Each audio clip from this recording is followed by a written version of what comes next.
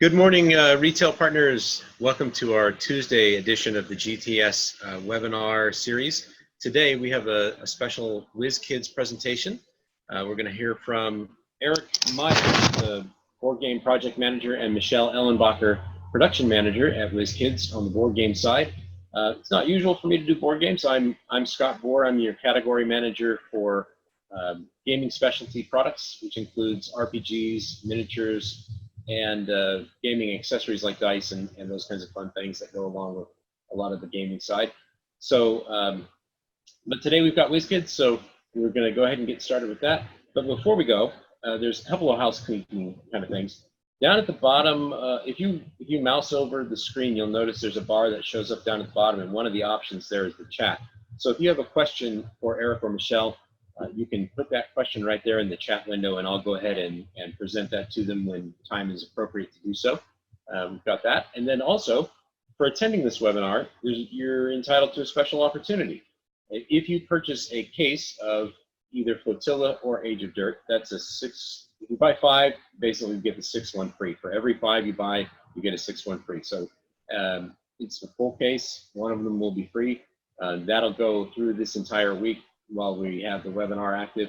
And then later today, this webinar, or actually probably this evening, maybe tomorrow, the webinar will be live on YouTube, and we'll send out the link to the Facebook groups and through our marketing channels. Without further ado, I will go ahead and hand this over to Eric and Michele to present information for you guys about Flotilla, Age of Dirt, and their upcoming Coraline game.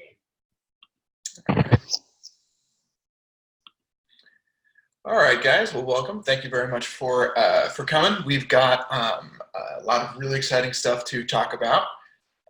If you're not super familiar with us, we're WizKids. We create games driven by imagination. We work with a bunch of fantastic partners on all kinds of different products. But today we're here to talk about 2 of our recently released upcoming board games, or at least 3, including Coraline.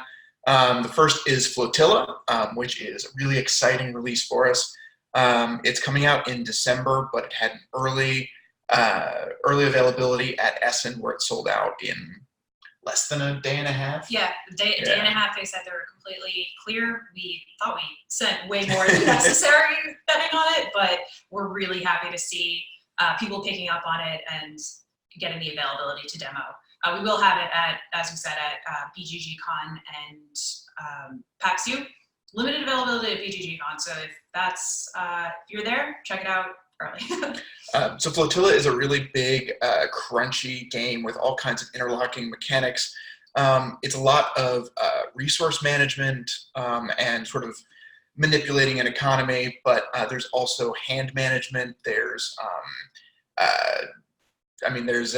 like, kind of, what is it? There's a relationship reputation management as you gain reputation with each of the different guilds in the Flotilla. There's diving for resources, which is kind of a push your luck mechanic. There's a lot of different ways to play the game and ways to succeed at the game, which creates a lot of really great storytelling.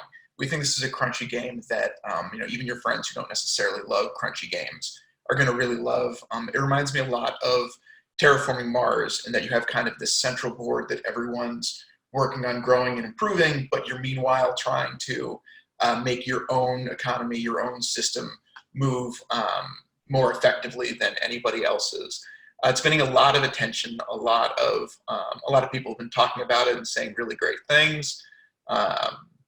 It's just been really fun seeing everyone get their hands on it, and it's made a lot of top game lists for not just Essen, Yep. but people calling it early for the whole 2019. And we think it really deserves it. It's a special game with a lot of layers to it, as well as like the theme. All of it builds on top of the theme of the nuclear explosion that it has this, like, early 50s. And there's a whole story to it where the world rebuilds itself after the Bikini Atoll alternate universe. It went wrong and floods the whole world, and we're all building on the Flotilla cooperatively.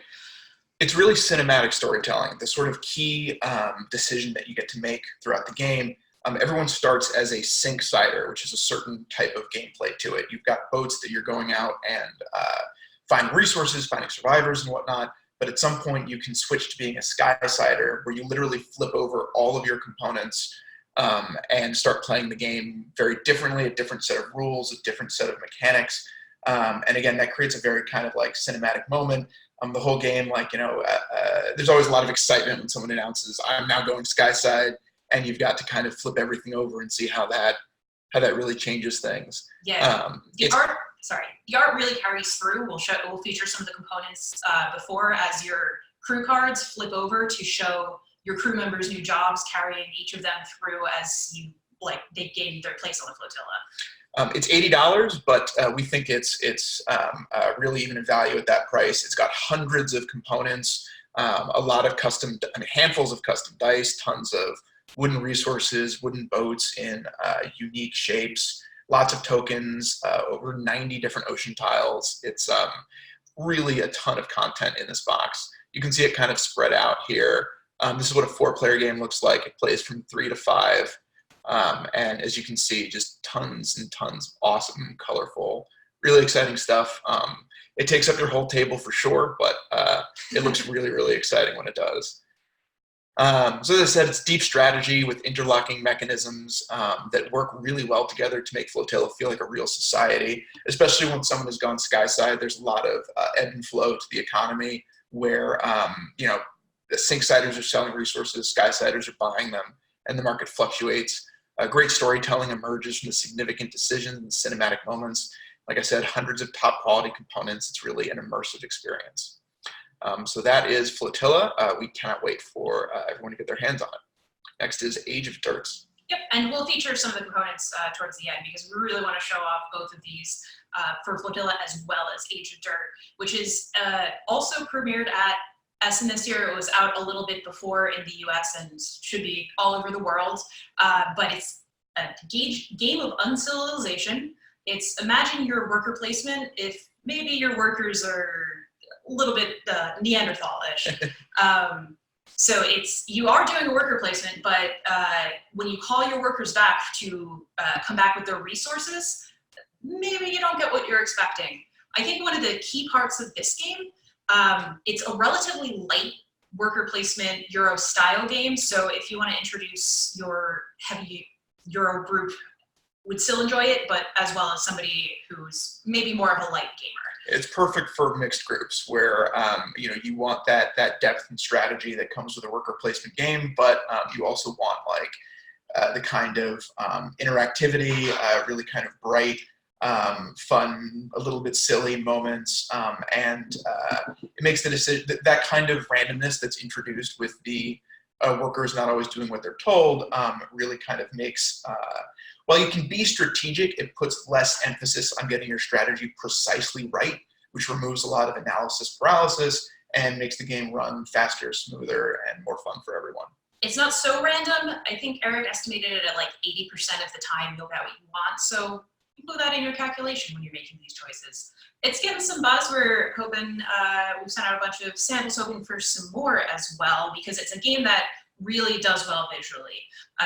It's got excellent table presence. One of the main components you can see there in the bottom is the pass, which is the randomization tower.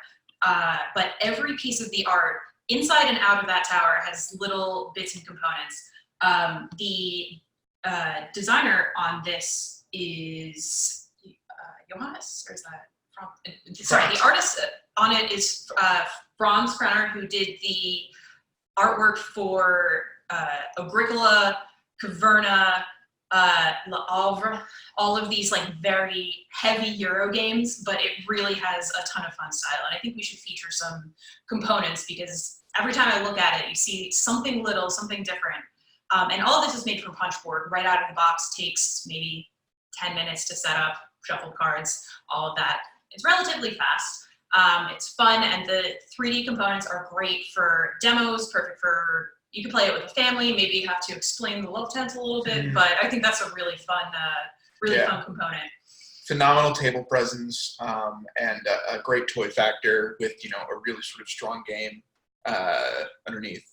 Like I said, it's fast fun in a genre that's often heavy, great table presence for families, and a crowd pleaser that's very quick to pick up. If you got people looking for a game that'll take about an hour, including reading and learning the rules, Age of Dirt fits that bill and gives you a really great experience in that time. Yeah. So that is Age of Dirt, and that is the presentation. So let's show you guys. Is it back to showing our screen now, Scott or Barry? Yeah, we have the game set up in front of us, so we're gonna take a look at a couple of these games. Yeah. So the first one, we'll go in the same order. We'll show you Flotilla, which is set up in front of us. This isn't even a full game. This is only 3 players. It's a table hog, but table hog we love. Yeah. So just to show you some of the things that we were talking about, every player color has a unique shape for their skiffs. There's the purple one, there's the white one, and they all fit resources directly on the skiff. So you can see that there's a couple resources right there. Every ship physically and mechanically fits 4 different, 4 total resources of whatever color you get. So that's really nice. All the components flip over. So this is what your player board looks like when you're a sink-sider. When you declare that you're going skyside, you flip it over to be a different board, and you have to show you different things. Your ocean tiles also flip over. This is what they look like when you're exploring the ocean, but this is what they look like when you're a sky-sider trying to build things onto the flotilla. If you can see, that's like a little piece of a watercraft that you're using to try to make it bigger and greater for mankind's last home. I think one of my favorite things about this game is the detailed art on each of the crew cards. These are the basic cards you'll see. So you'll start out with obviously a captain, a delver who will search, trader who lets you make all of these trades. But as you flip over, each of them will get a new role, different art for all of them, and it all kind of corresponds in a really beautiful world building way. And these are just the starters. There's each guild has tons more you can add as you play through the game and build up your crew. There's also tons of these just really colorful, like multicolored, unique custom dice. They're really chunky, they're fun to roll, and they look really great. We're really excited with how they turned out. Yeah, I think they really add something special to the game as well. As you can see, there's just like a lot going on, but it's really fun. And once you get going, I think the game does a really good job of teaching itself over the first couple of rounds. Once it gets going, things start moving really, really smoothly. All right. After you get it set up, I definitely agree. You might have to check the rules several times, but you're good to just go in and answer the questions as it happens. Age of Dirt is also very much a visual game. As you can see, probably the main component of this is the passage, which whenever you send, so if I'm playing green here, I can send my workers out to different locations. Maybe blue did as well. And when my turn comes around again, call them back from wherever they are and send them through the pass. That was not supposed to happen. But as you Sometimes see, they get stuck there. I'm green, so I might get one guy back. I might also help blue get one of their meeples back. And they're this unique custom shape, by the way. They're a lot of fun, little caveman-ish. But for this location, there's actually a predator involved. So I'm gonna have to send all of these through the pass if I'm calling them back. So blue got theirs back, but you do have the option to spend your drum to hit them out, see what else is there 3 times. Unfortunately, in this case, we came back with predators, so I'll have to deal with that otherwise. But each of these locations gives you a different resource, and all of these components are just so beautifully and thoughtfully made. And they're all made right out of punchboard. So this is the love tent, which and everything is designed to be stored all in one. But you can see all of the little cave dwellers on there might have some different things going on. You see this guy appearing in the window, maybe he's also printed on the inside so you can see through. But I'm not gonna tell you everything, so hopefully you can see this game for yourself and see the different little hidden aspects of it. The main component of the game is you're trying to build different inventions. So some of them are a bit obvious, like perhaps a rolling stone, literally inventing the wheel. Maybe you'll invent a fireplace. Some of them are permanent, but each of them you'll see has a different star value. So that's a very easy way to track what you're doing. And like you said, the insert, we worked carefully to make sure that everything had had a good spot to go in the insert, so that once it's built, it all fits nicely. You don't need to unbuild everything each time you want to play, and you don't damage any components. We've taken copies of this game all over the country, and it still has remained in perfect shape. Yeah, and it comes with convenient cave drawings that tell you what goes where. So Yes. we built that in, and that was just, there's a lot of cute details in this for a game that's got a ton of great table presence, pretty reasonable price for all that you get here, and a really unique set of components that we've had tons of fun with. There's a lot of fun little Easter eggs in the art that we'll let you guys discover for yourselves. So. I think that is, Coraline. So we also have a game coming out soon based on Coraline, which is, it's going to be really fun. It's a small $20 game, but it's a kind of full adventure game with a whole map. You go around the house trying to escape, the other mother and collect you're helping Coraline. No one actually plays as Coraline, but you play as one of the ghost children, helping her along her way to escape the other mother and return to her home. So that's going to be really fun too. It's a charming game with all of the art from the movie. Yeah, the art's from the movie. I think I saw it was just on Netflix recently, and it's still beloved in my household at least. Yeah. Cool. So that is everything that we were planning to talk about. We've got time for questions. Excellent. Yeah, those look great. In Flotilla, just a quick question while we're waiting. Any retailers who want to ask questions, please feel free to go ahead and hover over the screen. You'll see the chat button. You can click on that, and then you'll be able to type in a question to answer for Eric and Michele to answer. And while we're waiting for any retailer questions, I'm really interested in the aspect of Flotilla about flipping over. Then it looked like you had a bunch of tiles that you're building as you're a sink sider, and then once you declare that you're going sky side, you flip all those over and try to fit them in like a puzzle. Is that about right? Sort of, yeah. It's the game has a bag of ocean tiles that's this big. When you're exploring the ocean, you're drawing them, and they each have two different sides. When you explore the ocean, you draw them and you use the ocean side. That's how you get resources. Like this one generates green resources. But when you're sky side, you use the other side, which has pieces of the flotilla, and you build them for a resource cost. These each would cost 4 green resources. And the way that you put them together, the way that you build your flotilla, affects how many points you get. So if you're trying to build a large green section, that gives you kind of a lot of width. But if you can get multiple green buildings on the same flotilla, that's also a way to start generating a lot of points. So there's a lot of choices in how you put it together. So it's kind of definitely puzzle-like in figuring out the most effective way to get those points. And you don't have to commit to however you lay it out. When you flip, you take all of them back, and then you can decide how to put them back out, because they do have a cost. And you will be getting more, so you're not tied to just that. Gotcha. Okay. Great. Yeah, no, both games look really beautiful artistically, and that tower for Age of Dirt is that's hilarious. That's a great. I see that generating a lot of conversation at the table and. Oh yeah. Like that. It's a ton of fun.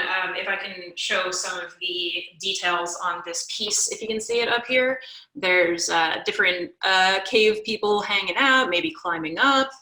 Giant beard getting stuck. But it's also on the inside, so when you're putting it together, there's all these nice little Easter eggs. The artist really did such a great job on this, and we're constantly impressed. So. Yeah, no, it looks fantastic.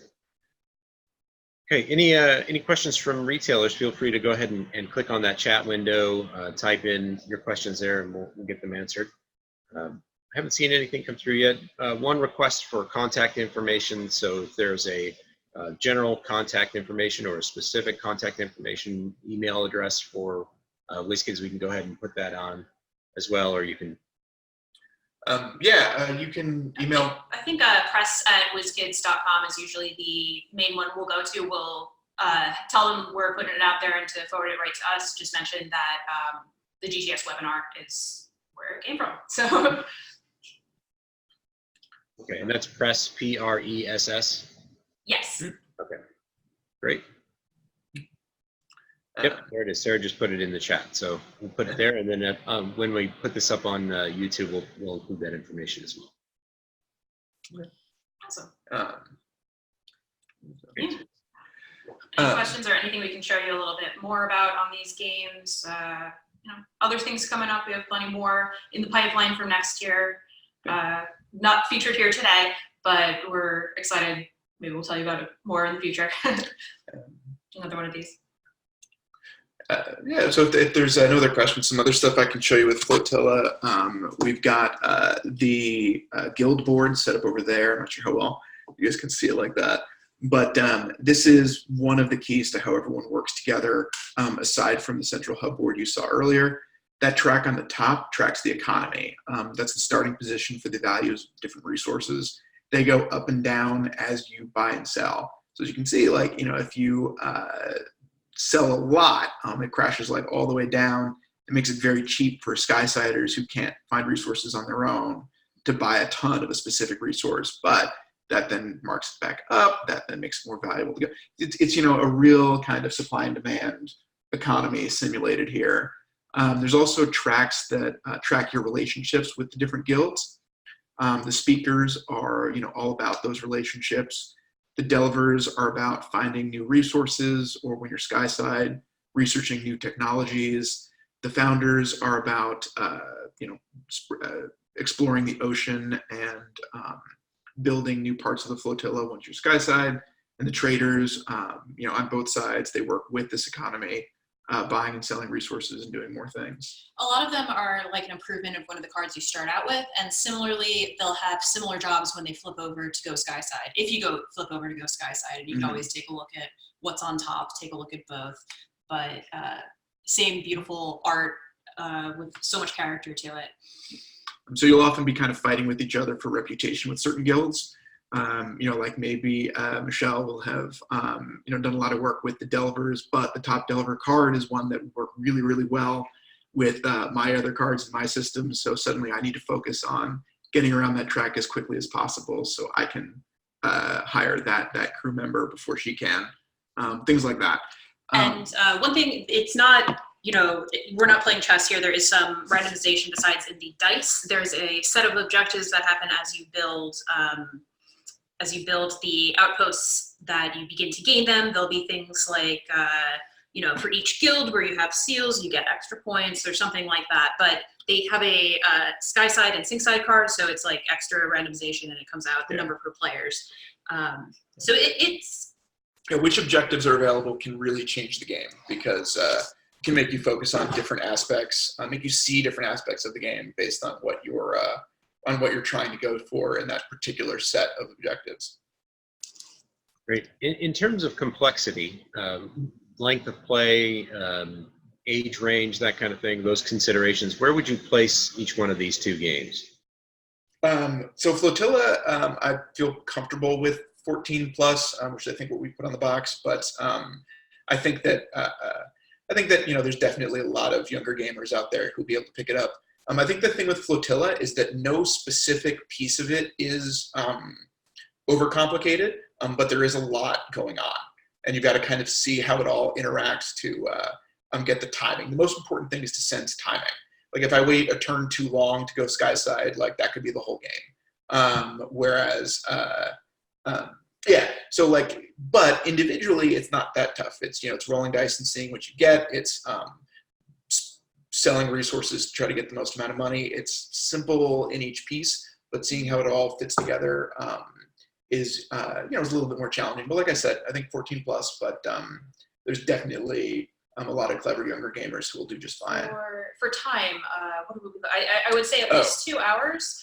First time is a little bit longer, and it does scale per player. So as you add more players, the ending mechanism is you have a set number of victory points that are these nice, cute little stars. And once you run out, you're done. So it'll take a little bit more time if you have 3 versus 5. I think like 30 minutes per player is how we'd calculate it. a little bit more for your first time. Yeah. But it shouldn't be that bad. Age of Dirt, however, I'd be comfortable if you're fine explaining the love 10. 10 plus, I think. What do we put for the ages? I don't remember off the top of my head. I think we did say 14 plus, but the complexity is not that bad. And about 45 minutes all said and done. And I would say even including the first time setup, all of this is super easy to do. It comes right out of the punch board, and there's a very quick guide if you're not 100% certain in the rule book that tells you how to do it. Yeah, I mean, the rule book's 8 pages, and some of that is some of that's just the first time setup for building everything. So it's really easy to pick up. Great. Okay. Excellent.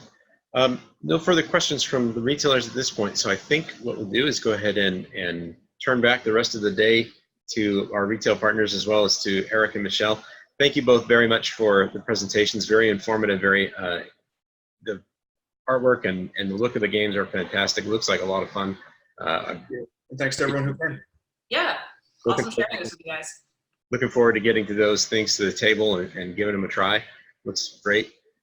Just as a reminder for our retail partners, there's a special opportunity as a result of being part of this live attendance on the webinar. You are eligible to purchase both Age of Dirt and Flotilla in case quantities and get one of those games free. So for every 5 of each game you purchase, or either game rather, if you purchase 5 Age of Dirt, you get a 6th one free. If you buy 5 Flotilla, you get a 6th one free. So both of those are open to you in whatever numbers you want, as many times as you want to repeat it. Once again, I'm Scott Bohr. I'm the category manager for gaming specialty products. That includes miniatures, role-playing games, and gaming accessories. Feel free to email me anytime at sbohr, that's S-B as in boy, O-O-R, at gtsdistribution.com. If you need to contact WizKids about either of these 2 titles, the email is press@wizkids.com, P-R-E-S-S @wizkids.com. So great, thank you very much for being present. Thank you for your questions, and we look forward to talking to you next Tuesday when we'll have yet another vendor ready for a webinar. Thanks very much for your time. Eric and Michele, any last words you want to part with? Check these out. We should have demo copies at least available at both BGGCon and PAX Unplugged coming up. We'll be at PAX Unplugged, so come say hi. Zev will be at BGGCon. Hope to talk to you guys again with even more exciting news. Great, and we'll have you again. We'll have you on again for upcoming releases as we go on. Thank you very much for your time. Have a great rest of your day. Thanks. Take care.